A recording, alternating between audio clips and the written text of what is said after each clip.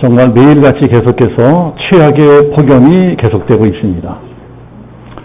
차라리 태풍이라도 와서 더위를 좀 시원하게 날려줬으면 좋겠는데 태풍도 오지 않고 햇빛만 딜이 쨍쨍 내리쬐고 있습니다. 살다가 이렇게 지독한 더위도 처음 보는 것 같습니다.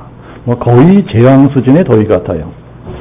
그러니 뜨거운 폭염의 날씨 가운데 농작물이 다 타 죽고 채소, 과일, 축산물 가격은 자꾸 올라가고 거기다가 기름가까지 올라가니까 가뜩이나 살긴 들판에 더 죽을 맛입니다. 지금 우리나라는 폭염이 첫 번째 문제고 두 번째는 경제가 너무나 어려운 것이 문제입니다. 경제가 지금 말씀이 아닙니다. 앞으로는 더 어려워진다고 하니까 우리나라는 지금 온 국민이 폭염 그리고 불황으로 이중 고통을 당하고 있습니다. 오늘 성경에 나오는 이스라엘도 지금 우리나라하고 비슷한 실정이었습니다. 온 나라가 폭염 때문에 고통을 당하고 있습니다. 무려 3년 반 동안이나 하늘에서 비 한 방울 내려오지 않으니 이 가뭄이 보통 심각한 것이 아닙니다. 거의 재앙처럼 가뭄이 오고 있어요. 이스라엘은 농업과 목축업을 기반으로 하는 나라인데 하늘에서 비는 오지 않고 햇빛만 쨍쨍 내리쬐니 나라 경제가 망하게 생긴 것입니다. 왜 비가 오지 않고 왜 경제가 엉망이 되어가느냐? 이 성경은 그 까닭을 이렇게 설명합니다. 기상이변 때문에 비가 오지 않는 것이 아니다. 내수가 부진하고 수출이 안 되어서 경제가 어려워지는 것이 아니다. 너희들이 하나님을 버렸기 때문이다. 온 나라가 하나님을 버리고 우상을 숭배했기 때문이다. 그것 때문에 하나님이 진노하셔서 하늘문을 닫아버리셨다. 지금 이 지독한 폭염도 이 극심한 경제 불황도 이 성경적으로 보면은 이게 다 하나님이 진노하셔서 일어난 것이라는 것입니다. 온 세상이 하나님을 버렸습니다. 하나님을 버리고 만몬이라고 하는 우상을 섬기고 있습니다. 돈이라는 우상을 섬기고 있어요. 지금 세상은요, 돈이 하나님입니다. 뉴스를 보세요. 맨 경제가 하나님이에요. 그것 때문에 하나님이 진노하셔서 하늘문을 닫아버리셨습니다. 하늘문을 닫고 비를 내려주지 않으시니까 땅도 마르고 돈도 말라버렸습니다. 성경적으로 이게 폭염의 원인이고 이게 경제 불황의 원인입니다. 자, 우리들은요, 이번 불황에 잘 대비해야 될 것 같습니다. 이번 불황은 그리 쉽게 끝날 것 같지가 않아요. 이번 불황은 어쩌면 굉장히 오래 갈지 모릅니다. 내가 경제학자도 아닌데 그걸 어떻게 아느냐? 이 불황은 하나님이 개입되어 있는 불황입니다. 하나님이 이 나라를 손봐주시려고 작정하시고 내리시는 불황인 것 같습니다. 우리나라가 영적으로 점점 어두워지고 있기 때문에 그래서 일어나는 불황입니다. 그러니 이런 불황은 정치하는 사람들이, 기업하는 사람들이 아무리 노력한다고 해도 쉽게 끝날 수 있는 불황이 아니라는 것입니다. 그런데 오늘 성경 보면은 그런 지독한 경제 불황의 문제와 지독한 가뭄, 지독한 폭염이 해결이 돼요. 어떻게 해결됩니까? 아주 간단합니다. 하나님께서 다시 하늘문을 열어주시니까 단번에 해결됩니다. 하나님께서 하늘문을 여시고 비를 내려주시니까 그 지독한 폭염이 단번에 끝나버립니다. 하늘에서 비가 내려오니까 그 지독한 가뭄이 단번에 끝나버립니다. 그 지독한 경제 불황의 문제 단번에 해결돼 버립니다. 우리 인간들이 아무리 잔머리 굴리고 발버둥 쳐봤자 소용없다는 것입니다. 근본적인 문제가 해결되려면 하나님이 하늘문을 열어주셔야 됩니다. 하늘문을 열어주셔야지, 그래야지 문제가 해결이 됩니다. 그러면 어떻게 해야 하나님이 하늘문을 열어주시느냐? 제일 문제요. 죄 문제가 해결되어야 됩니다. 죄. 문제는 하나님과 나 사이를 가로막고 있는, 하나님과 우리 사이를 가로막고 있는 죄라는 것입니다. 죄의 문제가 해결되기 전까지 하나님께서는 절대로 하늘문을 열어주지 않으십니다. 당시 이스라엘 사람이 당하는 경제 불황의 중심에 바로 그런 죄의 문제가 있었습니다. 그 사람들이 하나님 대신에 바알과 아세라라고 하는 우상을 숨기고 있었습니다. 바알과 아세라는 우상이 어떤 우상이냐? 쉽게 말씀드리자면은요, 농사 잘 되게 해주시는 신입니다. 농사를 잘 되게 해주는 신이에요. 그걸 요새 말로 하자면 물신입니다. 물질신. 돈 잘 벌고 사업을 잘 되게 해주는 신. 그게 만몬신입니다. 재물신. 재물신이 바알과 아세라입니다. 그런데 오늘 성경 바로 앞을 보면은요, 엘리야가 그런 우상들, 그런 만몬신들을 완전히 박멸시켜버립니다. 죄 문제를 깨끗하게 해결했다는 것입니다.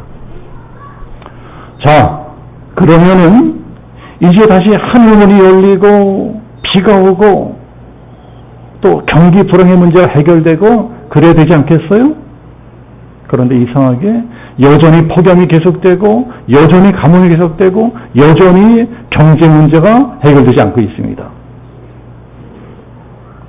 그럴 때 엘리야가 어떻게 하느냐 하는 것을 우리들이 오늘 말씀을 잘 봐야 합니다. 자, 엘리야가 어떻게 하나요? 42절에 보면 산 꼭대기로 올라가고 있습니다. 엘리야가 갈멜산 꼭대기로 올라가서, 왜 이 더운데 산 꼭대기로 올라갈까요? 피서하러 가는 것도 아니고 휴가하는 것도 아니고 기도하러 가는 것입니다. 기도하러 갑니다. 기도하는데 왜 산 꼭대기로 올라갈까요? 그것은 자기 기도 자리를 찾아가는 겁니다. 갈멜산 꼭대기는 엘리야가 늘 기도하던 자리였습니다.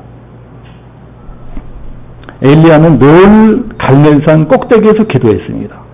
거기서 은혜 받고, 거기서 능력 받고, 거기서 바알 무당, 아세라 무당들과 싸워서 이겼어요.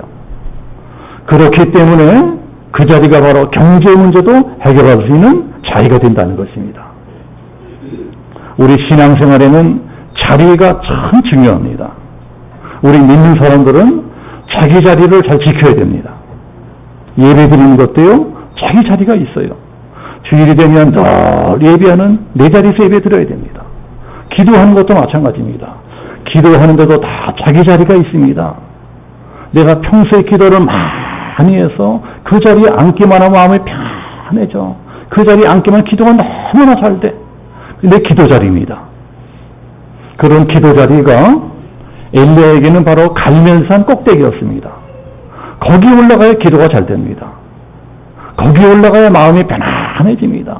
거기 올라가야지 기도 응답도 빨리빨리 올 것 같아요. 그래서 아무 데서나 기도도 되지만은 좀 더 기도를 잘해보겠다고 땀을 뻘뻘 흘리면서 산 꼭대기로 올라가는 것입니다. 이게 남들 보기에는 미련해 보여도 이게 지혜로운 사람입니다. 내 기도 자리를 찾아갈 줄 아는 사람이 지혜로운 사람입니다. 자, 여러분들, 내 인생의 중요한 문제를 해결받기 원하는 분들은 반드시 그런 기도 자리를 만들어야 됩니다. 특히 경제 문제, 물질 문제를 해결받기 원하는 분들은요, 반드시 그런 기도 자리가 있어야 됩니다. 아무 데서나 아무렇게 기도하는 것이 아니고 내가 일부러 찾아가서 기도하는 그런 기도 자리 꼭 있어야 돼요. 그래야지 문제가 빨리 해결이 됩니다. 기도는 무릎을 꿇고 기도할 때부터 시작되는 것이 아닙니다. 똑같이 기도해도 이왕이면 내 교회 가서 기도해야 되겠다. 내 교회 내 자리에서 기도해야 되겠다. 그런 마음을 먹고 새벽에 일찍 집을 나와서 새벽 기도하러 교회를 찾아 걸어갈 때부터 그 기도는 이미 시작되고 있는 것입니다. 그렇게 하면 그 기도는 벌써 절반은 성공된 것입니다. 교회 안에 내 기도 자리가 있는 분들하고 없는 분들하고는요, 하늘과 땅 차이입니다. 엘리야가 그렇게 자기 기도 자리를 찾아가서 갈멜산 꼭대기에 올라가서 기도하는데 정말 간절하게 기도합니다. 간절하게 기도합니다. 얼마나 간절히 기도하는 거 아니? 42절 보면 그의 얼굴을 무릎 사이에 놓고 얼굴을 양쪽 무릎 사이에 쳐박고 기도하는 것입니다. 오늘 집에 돌아가셔서 이렇게 한번 기도 한번 해보세요. 그러면 반드시 디스크에 걸릴 것입니다. 그만큼 엘리야가 결사적으로 기도했다는 것입니다. 무릎 사이에 얼굴을 쳐박고 죽기 살기로 간절하게 기도합니다. 그런 걸 보고 하나님은 어떻게 해주세요? 엘리야가 그렇게 힘들게 열심히 간절히 기도한 걸 보고 야야야 너 허리 아프겠다, 허리 끊어지겠다, 관둬라, 그만하면 됐다, 야 내가 네 기도 응답해 줄게. 그러시기는커녕 엘리야가 죽어라 기도하는데도 하나님이 꼼짝도 안 해요. 꼼짝도 안 합니다. 그렇게 열심히 죽기 살기로 기도하는데도 하늘에서 비 한 방울 안 내려옵니다. 그러니 엘리야가 기도하다가 죽게 생겼습니다. 너무너무 힘들어 죽게 생겼어요. 기도해도 응답이 없으니까 기도하다 말고 자기 사환을 부릅니다. 야야 너 빨리 가서 저기 먹구름이 좀 올려나 보고 와라. 그러니까 이놈이 갔다 오더니 열받는 소리를 합니다. 43절은 아무것도 없나이다. 구름은커녕 햇빛만 쨍쨍입니다. 그 말을 듣고 엘리야가 안 되겠다. 내 기도가 부족한 모양이구나. 그러면 이번에 좀 더 세게 기도해보자. 그리고 주여! 비를 내려 주시옵소서! 하고 더 세게 기도합니다. 자, 우리도 가끔씩 세게 기도하죠. 그렇게 한참 기도하면서 다시 사원을 불러가지고 야야 너 다시 한번 가보고 와라. 이만큼 기도했으니 어디 비구름이 몰려오나 보고 오라. 그러도 이러니 또 왔다 와서는 아직도 싹수가 노랗습니다. 하늘은 파랗고 햇빛만 쨍쨍입니다. 이러고 연장 지르는 소리만 합니다. 이렇게 3번, 4번, 5번, 6번 계속 기도하고 확인하고 계속 기도하고 이런데 어떻게 된 거야? 열받게 어떻게 된 거야? 도무지 아무 기별이 없어요. 왜 그럴까요? 하나님께서 바알과 아세라 무당들하고 싸울 적에는 그렇게 하지 않으셨어요. 그때는 기도하니까 직방 하늘부터 불이 떨어졌습니다. 무당들을 단번에 멸망시켜버렸습니다. 그런데 비를 내려달라고 하는 기도에는 왜 이렇게 하나님이 더디세요? 경제 문제, 물질 문제 해결되려고 하는 기도에는 왜 이렇게 하나님이 인색하세요? 왜 그런 것 같습니까? 그것은 적어도 돈 문제에 있어서는 하나님은 우리들을 잘 믿지 못하시겠다는 겁니다. 이놈들, 너희들이 지금은 아쉬우니까 나한테 잘 보이려고 기도도 하고 뭣도 하고 배짓도 하지만 내가 모를 줄 아니? 내가 물질 축복을 줘서 너희들을 잘 먹고 잘 살게 해주면은 그 다음엔 어떻게 살지? 내 눈에 훤하다. 하나님은 우리를 너무나 잘 알고 계십니다. 하나님 우리가 돈의 힘 앞에 얼마나 약한지 잘 알고 계세요. 돈이라는 것이 참 무섭습니다. 가난한 적엔 그렇게 겸손하고 착하고 기도도 많이 하고 이러던 사람이 돈 벌어서 부자가 되고 나면은요 싹 달라지는 경우는 너무나 많습니다. 어려울 적엔 그렇게 기도도 많이 하고 예배 잘 드리던 분이 등 따스고 배불러지면은 신앙이 뭐고 다 까먹어버리고 주일에 교회 다니고 놀러 다니고 그러는 분들 목회하고 제가 너무나 많이 봤습니다. 역사적으로도 오늘 성경 다음에는 이스라엘 사람들이 다 그렇게 됩니다. 굶어 죽겠으니까 제발 비 좀 내려달라고 농사되게 해달라고 애고벌거리다가 비가 오고 다시 농사 잘 되고 다시 잘 먹고 잘 살게 되니까 어떻게 되나요? 도로 원이 취합니다. 도로 옛날로 돌아가서 도로 죄짓고 도로 우상 숭배하고 도로 돈만 밝히고 그러고 살다가 끝내 하나님의 진노를 사서 아예 나라 자체가 완전히 멸망당해버립니다. 옛날엔 그렇게 예수 잘 믿던 저 미국이라든가 영국이나 유럽 같은 기독교가들이 복을 받고 나서는 지금 저들 타락해서 신앙 다 까먹어버리고 적골이 된 것과 똑같은 것입니다. 우리나라도 마찬가지입니다. 우리가 이것 하나는 분명히 알고 있어야 될 것입니다. 하나님은 돈 문제에 있어서만큼은 우리를 잘 믿지 않으세요. 그러니까 우리가 물질 문제나 경제 문제로 기도할 적에는 그게 그리 쉽게 응답되지 않을 수 있다는 것을 알아야 될 것입니다. 하나님이 이리 달아보시고 저리 달아보시고 이리 재보시고 저리 재보시고 그러다가 됐다. 이놈에게는 이제 물질 축복을 주어도 타락하거나 실족하거나 세상으로 가보지 않겠구나. 이래야지 비로소 하늘 문을 열어주십니다. 물질 축복의 문을 열어주세요. 그래서 하늘 문이 열리는 복을 받고 싶으면 엘리야가 어떻게 기도해나 잘 봐야 됩니다. 엘리야가 어떻게 기도해요? 자, 첫 번째, 말씀 붙들고 기도합니다. 18장 1절에 보면 이미 하나님이 비를 내려주겠다 약속하신 말씀이 있습니다. 미리 약속하셨어요. 내가 지면에 비를 보이리라. 때가 되면 내가 비를 내려줄 것이다. 하나님이 친히 약속하셨어요. 약속하셨습니다.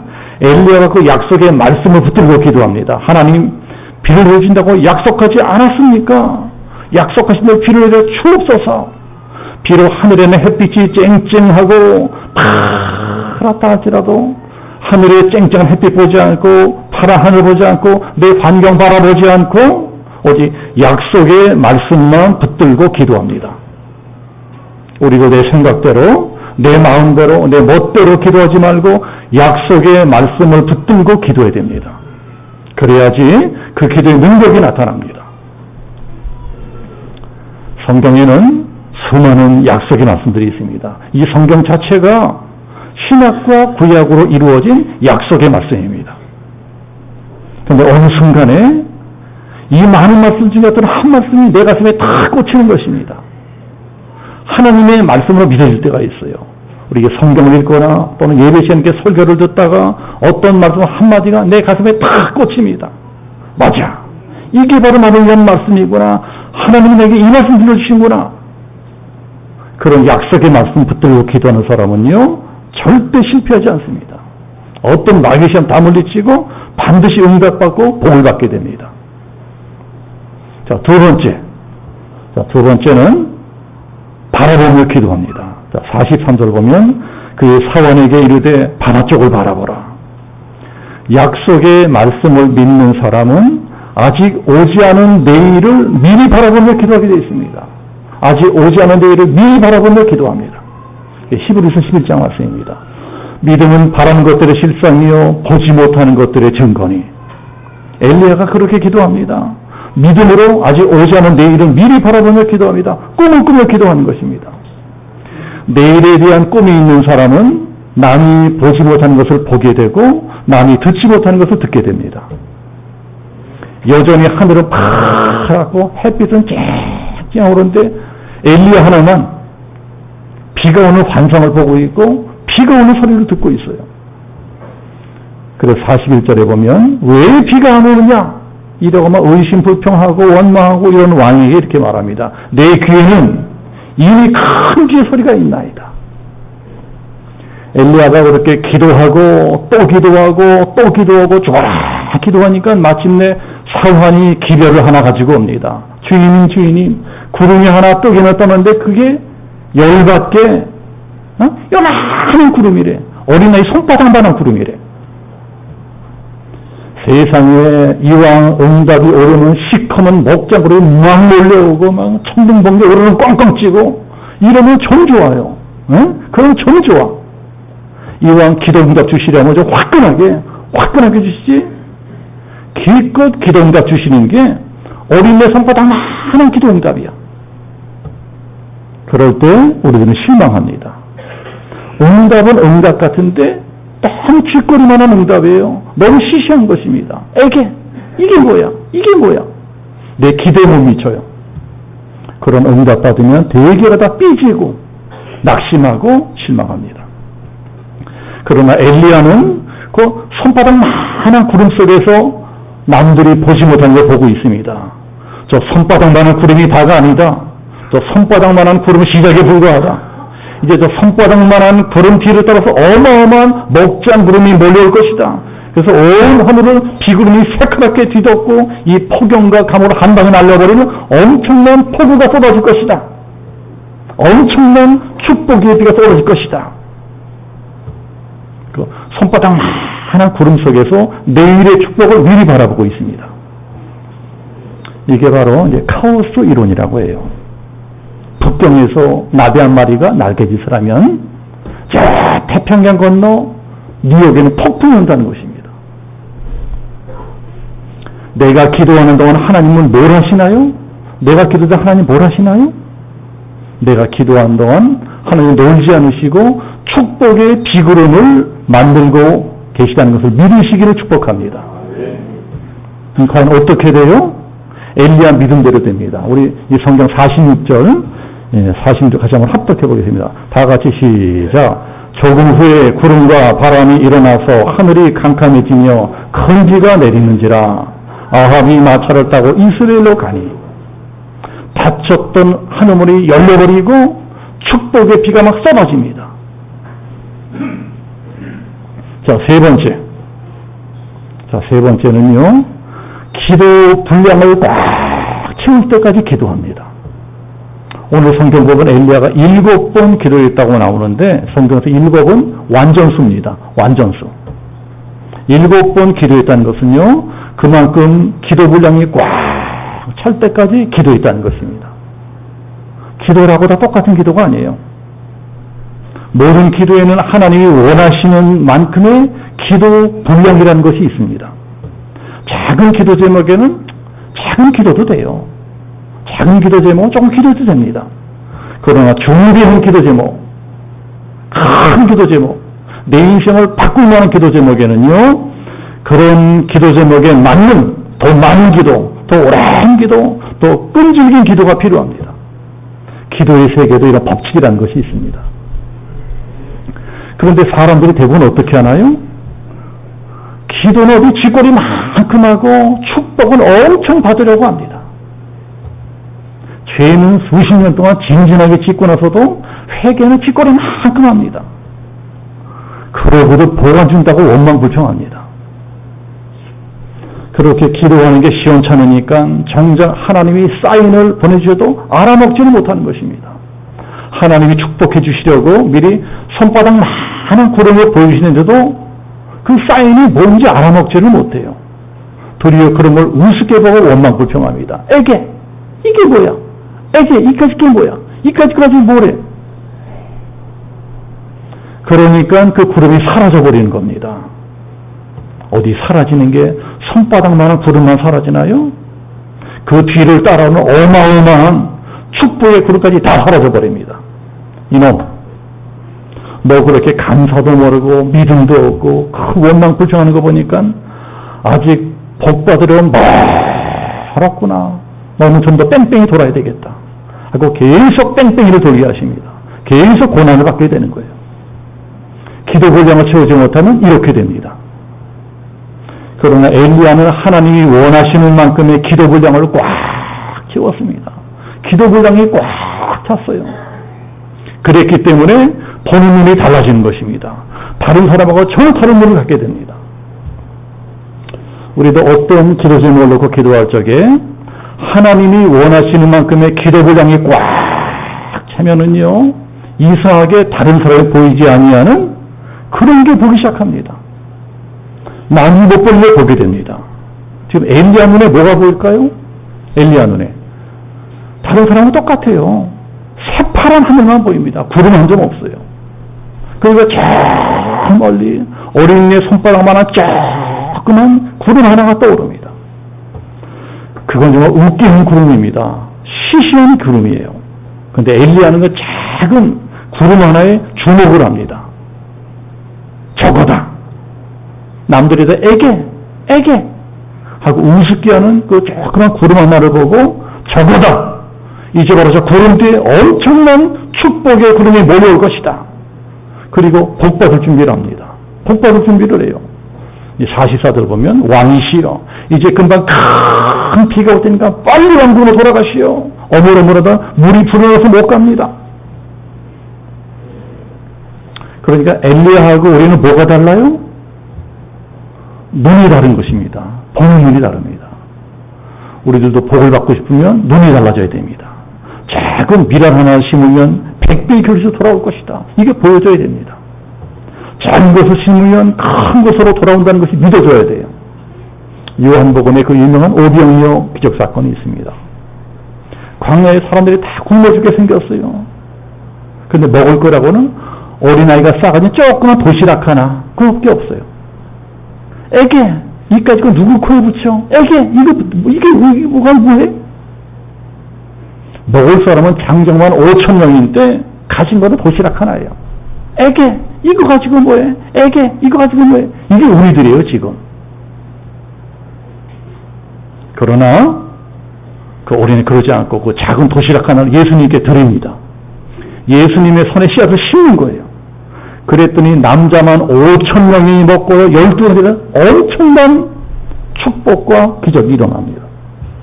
하늘문이 쫙 열린 것입니다. 그 기적도 사실은 먹고 사는 문제, 경제 문제가 해결된 기적입니다. 내가 나중에 너무 적다고 우습게 알거나 불평하면 안 될 것입니다. 우리 믿는 사람들은 남이 보지 못한 것을 볼 줄 알아야 됩니다. 작은 것에서 큰 것을 보고, 안 되는 것에서 된 것을 보고, 없는 중에서 있는 것을 보고, 잃어버린 것 바쁘지 말고 아직 나한테 남아있는 것, 나한테 있는 것, 그걸 봐야 됩니다. 그것을 믿음이라고 합니다. 이런 믿음의 눈으로 세상을 보면은 나한테 아무것도 없는 것 같아도 그렇지 않아요. 그렇지 않습니다. 아직도 나한테 남아있는 것이 있고 아직도 내가 가지고 있는 것이 있어요. 그런 게 내 눈에 보기 시작하면 기적도 거기부터 시작이 됩니다. 하나님은 반드시 나에게 주신 것, 나에게 있는 것 가지고 역사하세요. 그거 가지고 축복하십니다. 이게 축복의 씨앗이에요. 씨앗이라는 것은 심겨지게 있는 것입니다. 씨앗이 땅에 심겨지지 않으면 아무 짝에 쓸모없어요. 제가 지난주에 이제 외숙모가 돌아가셔서 이제 천안에 있는 이제 장례식장에 갔다 왔습니다. 천안 갔다 오면서 이제 천안 호두과자를 하나 사가지고 왔어요. 천안 호두과자 다 아시죠? 모르시는 분 없을 거예요. 천안 호두과자는 우리나라 최고 명물입니다. 그런데 천안 호두과자가 어떻게 만들어진지 아세요? 천안 호두과자는 이제 천안에 있는 어느 시골교회, 조그만 시골교회 다니던 신복순 권사님이 좀 개발했습니다. 할머니가 개발했어요. 그 권사님 원래는 아주 가난한 분이었다고 합니다. 찢어지게 가난했어요. 자기도 가난했지만 교회도 너무너무 가난했습니다. 비가 오면 지붕이 줄줄 새는 그런 가난한 농촌교회를 다녔습니다. 다들 가난하게 살다 보니 교회에 도무지 헌금하는 사람이 없습니다. 먹고 살 것이 헌금할 것도 없어요. 그 신복순 권사님도 헌금할 것은 늘 빈손으로 교회를 다녔다고 합니다. 그래서 온갖 생각하기를 내가 더 이상 이래서는 안 되겠다. 돈이 없으면 다른 거라 들어야 되겠다. 그리고 그의 농사지은 호두를 한 보따리 싸가지고 와가지고서 헌금이 아닌 헌물을 드렸다고 합니다. 돈이 없어서 호두를 드리면서 이렇게 기도했대요. 하나님, 우리 교회가 이렇게 가난해서 이 비가 줄서는 지붕 하나 못 고치면 되겠습니까? 제가 나이 많은 할머니지만 저에게 만약에 물질을 주신다면 이 비가 줄 오는 예배당은 내가 고치겠습니다. 내가 예배당 짓겠습니다. 그러니 저에게 하늘문을 열어주옵소서, 물질의 문을 열어주옵소서 작정하고 기도를 했다고 합니다. 매일 새벽에 교회에 나와서 그렇게 기도하고 또 기도하고 또 기도했대요. 근데 그렇게 기도하던 어느 날 그의 농사진 호두를 보면서 이런 생각을 했다고 합니다. 내가 뼈골 빠지게 1년 내내 농사 지어봤자 지갑도 못 받고 농사꾼에게 맨 헐값으로 팔아치우고 이러느니 차라리 호두로 다른 걸 만들어보면 어떨까? 그러면 생겨난 호두과자. 그런 아이디어를 가지고 남편이랑 빵 만드는 기술을 배워서 호두과자를 만들어서 파는데 그게 맛있다고 소문이 나는 거예요. 맛있네? 맛있네? 장사가 잘 돼요. 너무나 장사가 잘 되니까 그러면 아예 이걸로 전도까지 한번 해보자. 그리고 그 할머니가 전도지를 만들어가지고 호두과자 박스 안에 전도지를 넣어서 팔기 시작했습니다. 자, 여러분 이거 아세요? 천안에 있는 호두과자 한 박스 사면은요, 그 안에 전도지가 들어있어요. 그게 원조고 그게 오리지널입니다. 다른 건 다 짝퉁이에요, 짝퉁. 그 권사님이 호두과자 안에 전도지를 끼워놓고 팔기 시작하자 신기한 일들이 일어나는 것입니다.